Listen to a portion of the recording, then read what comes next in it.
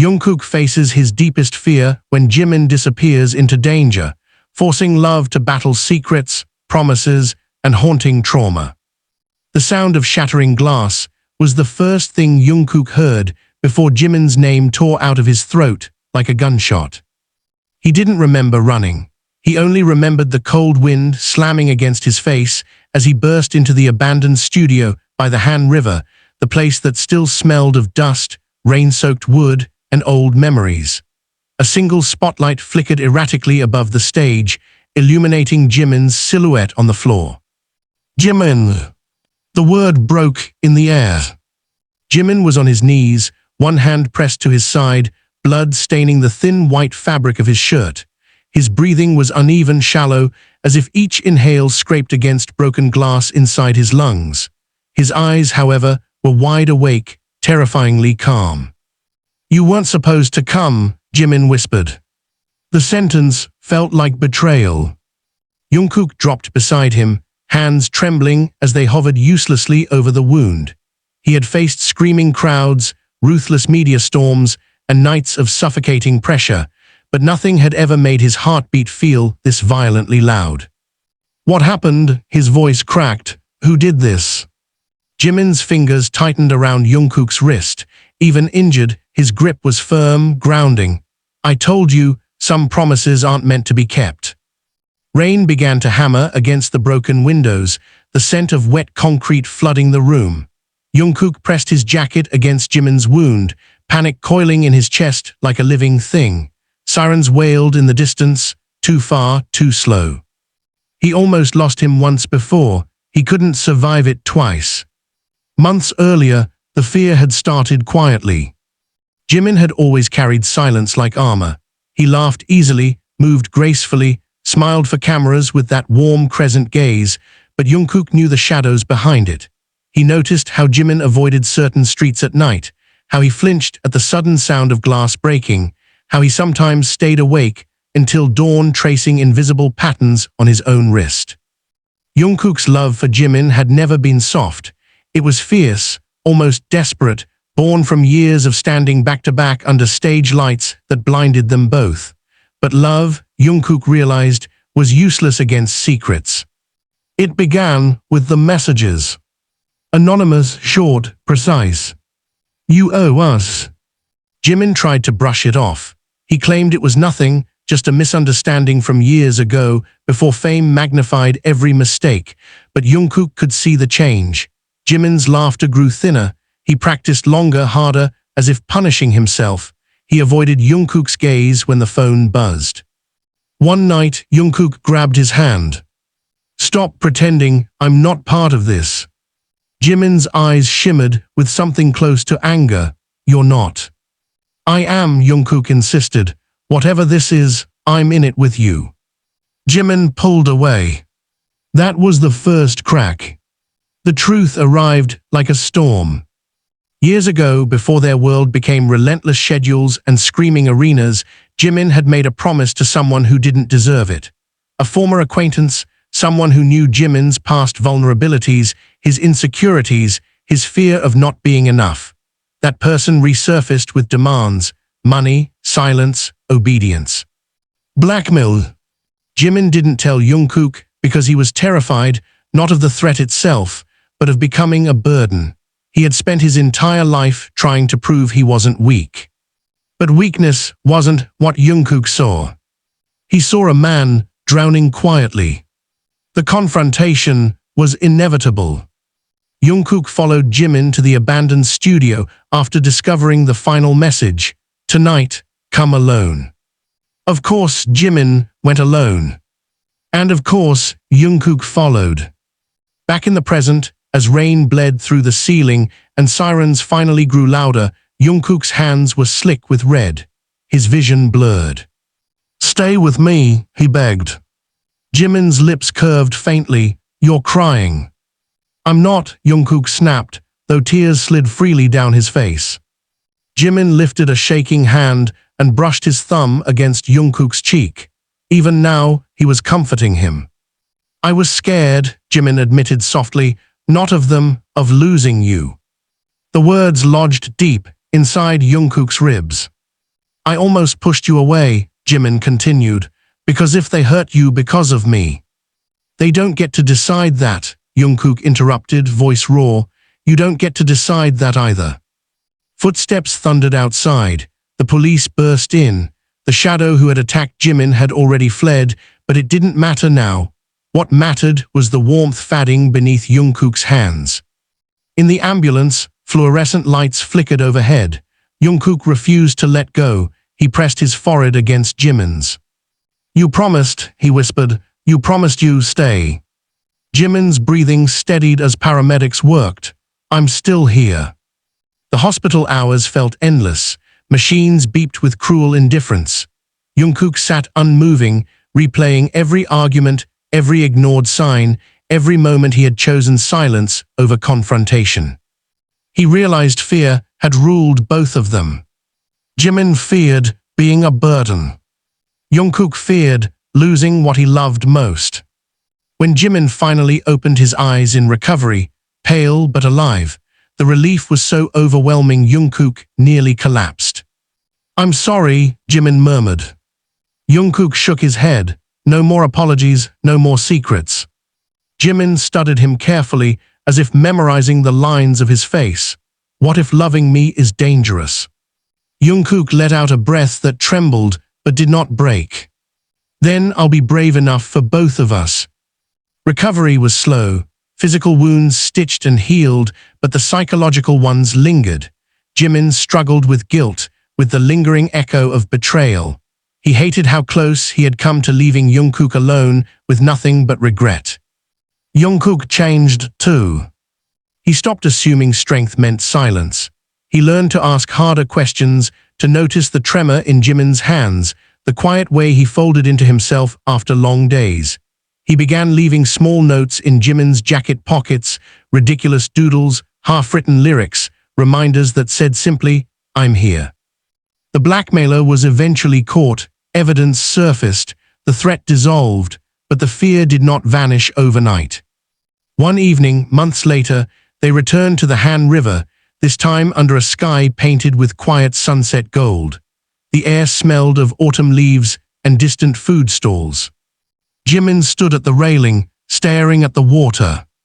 I thought if I carried it alone, he said, I could protect you. Jungkook stepped beside him. You protect me just by staying. Jimin's hand slipped into his. There was no spotlight, no rain, no sirens. Only two heartbeats, steady and stubborn. Love, Jungkook realized, was not about fearless devotion. It was about choosing each other even when fear screamed the loudest. Jimin leaned his head against Jungkook's shoulder. Between promise and fear, he whispered, I choose you. And this time, Jungkook knew they both meant it. The first scream didn't come from fear, it came from anger. You think I don't see it? Jungkook's voice ricocheted off the hospital corridor walls, low but shaking, restrained only because nurses were passing by. You're still hiding something from me. Jimin stood by the window at the end of the hall, the city lights trembling in his reflection. His stitches were still fresh beneath the fabric of his shirt, but the real wound was in his eyes, guarded, conflicted, distant. I told you everything, Jimin replied quietly. No, Jungkook shot back, stepping closer. You told me enough to calm me down. That's not the same thing. Silence stretched between them, thick as smoke. Outside, thunder rolled again, though the rain hadn't started yet. The air felt heavy, electric, like something was about to explode. Jimin exhaled slowly. He had a habit of doing that when cornered, steadying himself before impact. What do you want me to say? The truth. You already know it. Then why do I feel like I'm still losing you? That question hit harder than any accusation. Jimin's fingers curled against the windowsill. He didn't turn around immediately. When he did, his expression wasn't defensive, it was exhausted. Because you don't trust that I can handle my own battles. Jungkook's jaw tightened. Handle them, you almost died. I survived. Barely. The word lingered like a bruise. For weeks after the attack, tension threaded through everything. They tried to return to normal rehearsals, public appearances, carefully rehearsed smiles. Cameras flashed, fans cheered, but behind dressing room doors, the air was different. Jungkook had become hyper-aware. Every unknown number that appeared on Jimin's phone made his stomach drop. Every time Jimin stepped away to take a call, suspicion whispered through his thoughts. And Jimin felt it. "You're watching me like I'm about to disappear," Jimin said one night, sitting on the edge of the studio stage long after everyone else had left. "Because you almost did." The lights above them were dimmed, casting long shadows across the polished floor. The faint smell of sweat and cleaning spray lingered in the air. Jimin looked at him carefully. "You think I don't know that? Then why won't you let me in completely?" Jimin stood, wincing slightly from the healing wound, and walked closer until they were only inches apart. "Because," he said, voice trembling for the first time, "if I show you how scared I really was, you'll never look at me the same." Jungkook blinked. "Scared of what?" he whispered. "Of being exposed, of people finding out things about my past that I worked so hard to bury, of you realizing I'm not as strong as you think I am." Jungkook's expression shifted, hurt giving way to disbelief. "You think I love you because you're strong?" Jimin didn't answer. Jungkook stepped forward, closing the remaining space. His voice dropped, intense and raw. "I love you because you feel everything, because you care too much, because you try so hard it breaks you sometimes. Don't you dare reduce yourself to some perfect version you think I need." The words burned. Jimin's breath faltered. For a second, his composure cracked completely. His hands grabbed Jungkook's jacket, fists clutching fabric as if grounding himself. "I was terrified," Jimin admitted hoarsely. When it happened, I didn't think about myself. I thought about you standing there too late. I thought about your face." Jungkook's throat tightened. "I didn't want you to remember me like that. I'd rather remember you bleeding than not remember you at all," Jungkook said fiercely. The confession hung between them, dangerous and honest. But the external storm wasn't finished. A week later, a rumor surfaced online. Grainy photos from the night of the attack. Headlines twisted the narrative, suggesting scandal, secret meetings, hidden relationships. The internet devoured it. Management called them in immediately. "You need to be careful," the director warned, sliding a tablet across the table. "Speculation is escalating." Jungkook's fists clenched under the table. "So what? We pretend none of it happened." "You control the narrative," the director replied calmly, "or it controls you." Jimin remained quiet throughout the meeting, his expression unreadable. Later, in the car, Jungkook finally exploded. "They're treating this like a marketing crisis." Jimin stared out the window. "That's what it is to them. And to you." Jimin's reflection met his gaze in the glass. "It's my fault." "Stop saying that." "It is," Jimin insisted, voice rising for the first time. "If I hadn't tried to handle it alone." "If you hadn't tried to protect me," Jungkook cut in sharply, "none of this would have happened." The driver pretended not to hear. Jimin turned toward him fully. "You don't get it. I've spent years being careful, calculating. One mistake and everything collapses, not just for me, for all of us. And you think shutting me out was careful?" "Yes." The shout stunned them both. Jimin's breathing grew uneven. "Because loving you publicly, loving you at all, means risking everything, our careers, our families, the trust people have in us." Jungkook stared at him, heart pounding. "And not loving me?" he asked quietly. Jimin's eyes shimmered. "That's not an option." The confession was both salvation and curse. Days later, another shock arrived. The attacker had not acted alone. An accomplice remained unidentified, someone who had fed information, someone who still had access to their schedules. Betrayal. The realization hit like ice water. "It's someone close," Jungkook muttered in the dorm kitchen, packing. It has to be. Jimin leaned against the counter, pale but steady. Don't start suspecting everyone. How can I not? Because fear, once planted, grows roots. They began noticing things, strange glances, whispers that stopped when they entered rooms, subtle shifts in behavior. Paranoia crept in, threatening to fracture not just them, but the entire group dynamic. One night, unable to sleep, Jungkook found Jimin sitting on the balcony alone, staring at the city. You think it's one of them, Jimin said without looking at him. I don't want to. But you do. Jungkook sat beside him. The night air was cool, carrying distant traffic sounds and the faint scent of rain. I'm scared, Jungkook admitted finally. Not of losing my career, not of scandals. I'm scared of losing you because this world won't let us breathe. Jimin's hand slipped into his again, their fingers interlocking naturally, instinctively. You won't lose me, Jimin said. You can't promise that. Jimin turned to him, eyes steady despite everything. Then I promise this, I won't run anymore.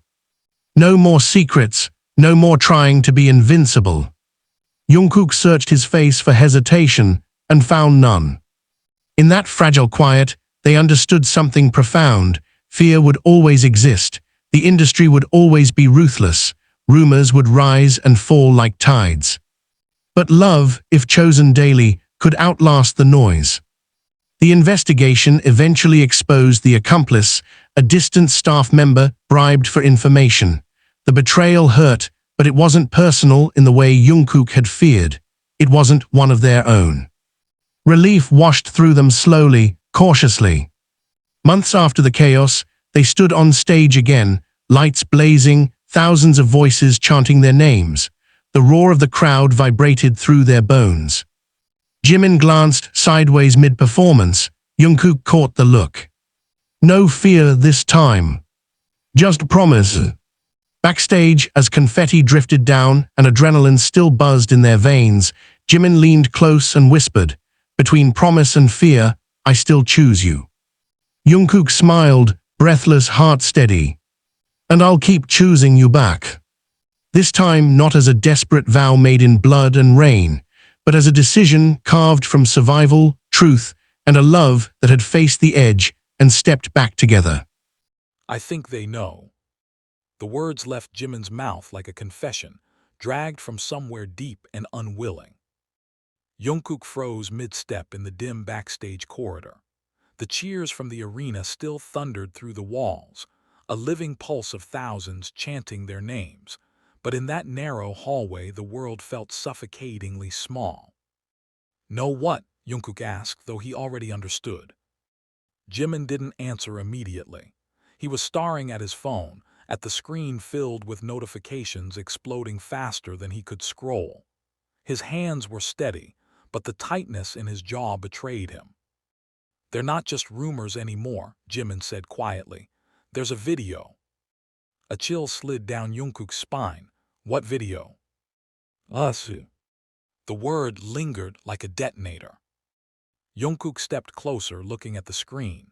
It was grainy, shot from a distance, but unmistakable. The balcony, weeks ago. Their silhouettes closed, too close to explain away as casual. The moment Jimin had leaned into him, forehead resting briefly against Jungkook's shoulder, thinking no one could see. But someone had.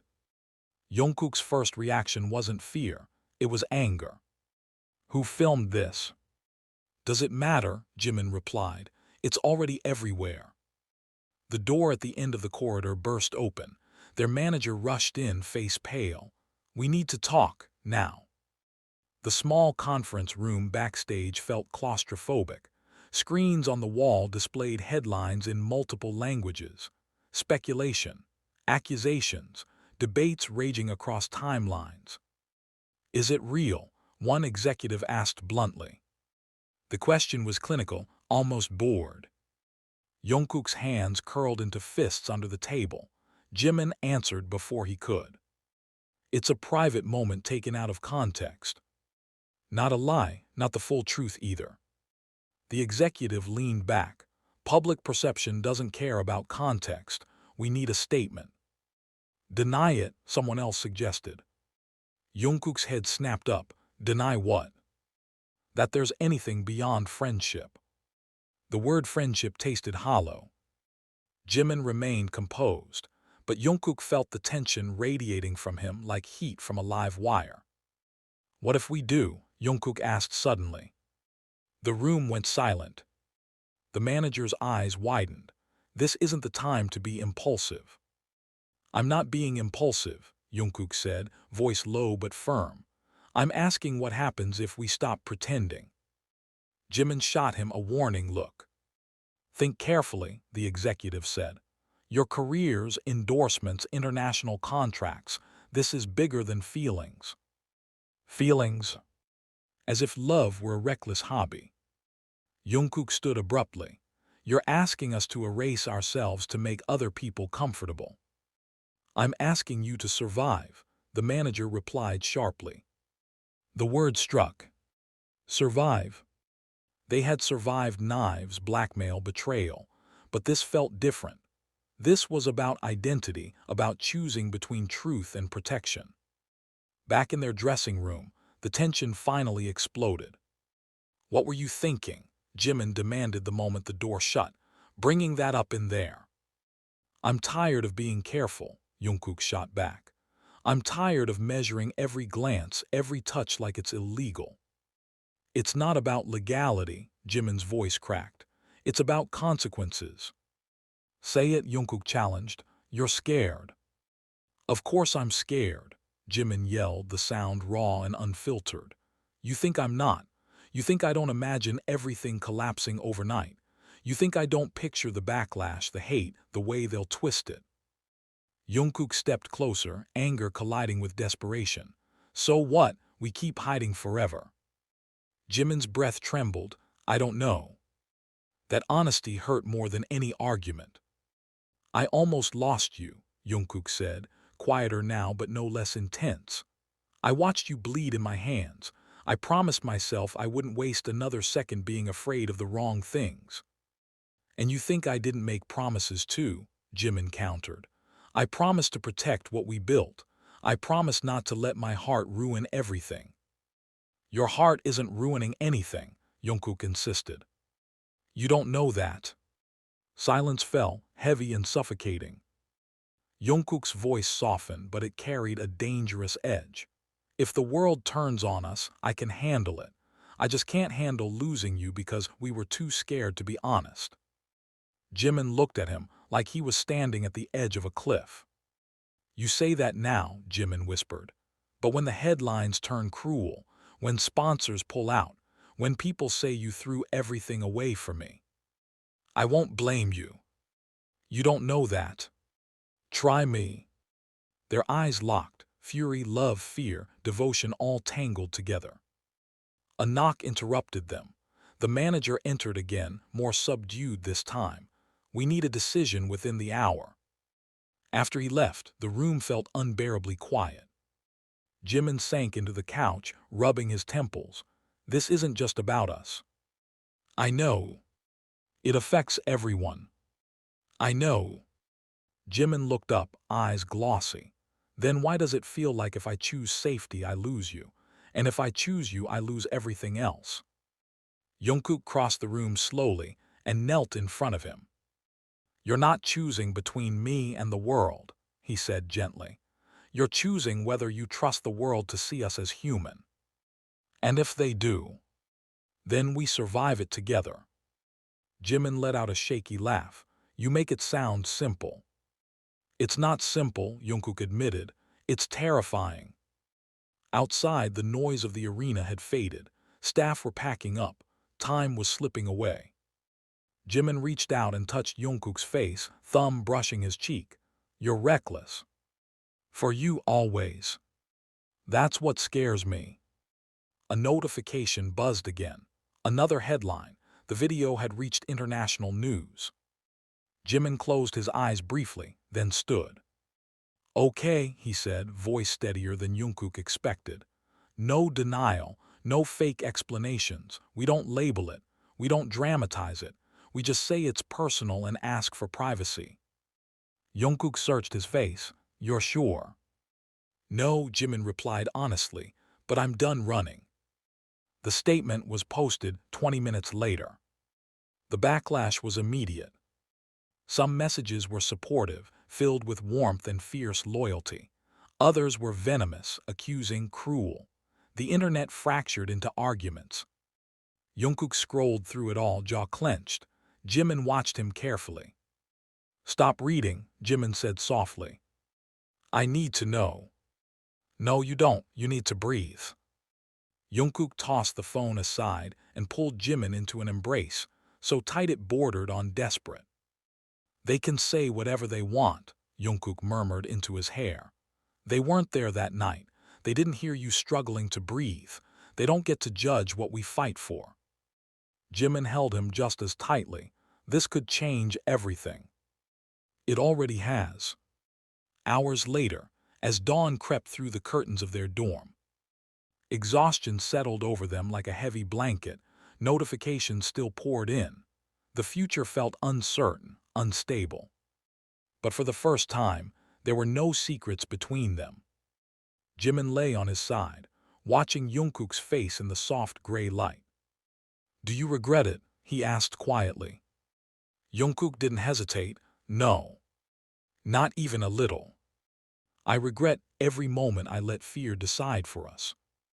Jimin's chest tightened. You really would risk it all. Jungkook reached for his hand under the sheets, intertwining their fingers. I already did. Outside, the city began to wake, unaware that inside one quiet room 2 hearts were bracing for whatever storm would come next, not with blind courage, but with eyes open, hands locked, and the fragile, defiant belief that love was worth the chaos it invited.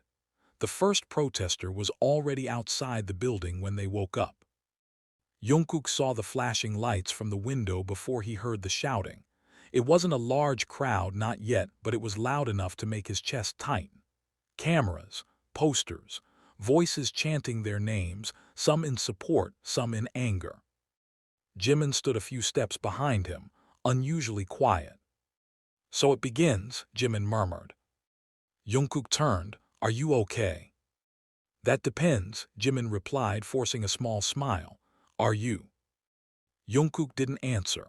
Instead, he walked over and wrapped his arms around Jimin's waist from behind, resting his chin on his shoulder. The warmth between them felt grounding against the chaos outside. Whatever happens, Jungkook whispered, don't let go. Jimin closed his eyes briefly. I won't. But the world had already started pulling at them. By noon, sponsors had requested emergency meetings. A major endorsement deal was under review. Their social media accounts were being dissected frame by frame. Every interaction from the past year was now suspicious. In the company conference room, tension crackled like static. This is escalating faster than expected, one executive said, tapping nervously on the table. International press is requesting interviews. Then give them one, Jungkook replied. Jimin's head snapped toward him. We agreed. We agreed not to deny, Jungkook interrupted, voice controlled but intense. We didn't agree to hide. The manager's expression hardened. Interviews mean questions you can't control. Good, Jungkook said. Let them ask. Jimin's jaw tightened. You're pushing too hard. And you're still holding back, Jungkook shot back. The room fell silent.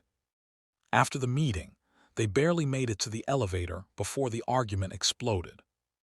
You can't keep making decisions like that without talking to me, Jimin said sharply. I am talking to you. No, you're reacting. And you're retreating. The elevator doors closed, trapping them in a mirrored box of rising tension. Jimin's voice dropped, more dangerous now. You think I don't see what's happening? They're waiting for one wrong word so they can tear us apart. I'm tired of living like a suspect in my own life, Jungkook snapped. And I'm tired of being your reason for rebellion, Jimin fired back. The words hit hard. Jungkook stared at him, stunned. Is that what you think this is? Sometimes, yes. The elevator stopped. The doors opened. Neither of them moved. Jimin exhaled shakily. You've always been braver than me. That's not true.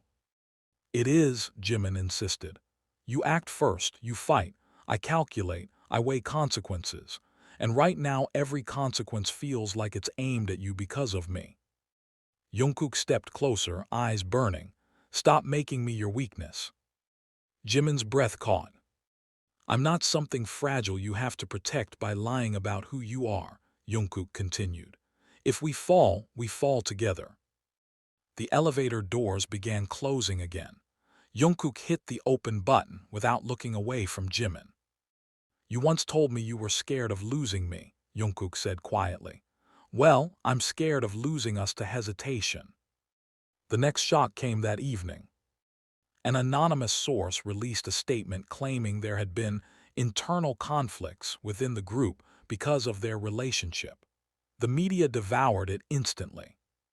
The members gathered in the dorm living room, tension thick but unspoken. No one accused, no one shouted, but the air felt fragile. This is getting ugly, one of them said carefully. Jimin swallowed. If it's affecting you. It's not about blame, another interrupted gently. It's about pressure. Jungkook felt guilt claw at him for the first time.